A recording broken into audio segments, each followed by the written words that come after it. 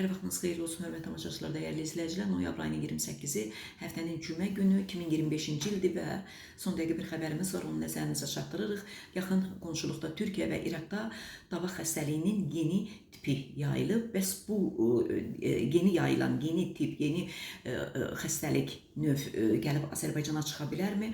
Bununla bağlı demək suala Aqrar Xidmətlər Agentliyinin Heyvan Sağlamlıq və Baytarlıq Mərkəzinin rəis müavini Yusif İbrahimov cavablandırıb. O bildirib ki, ölkəmizdə çox sürətli peyvəndləmə işləri aparılır. Dabaq heyvanlar arasında yayılan xəstəlikdir. Bunun nəticəsində də heyvanlar arasında iqtisadi zərər yaranır.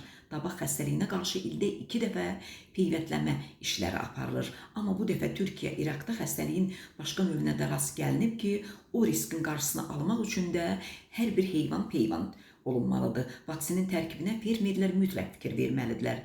Yəni hər 4 tipə qarşı immunitet yaradan vitaminlər olmalıdır deyə rəis müavini bildirib.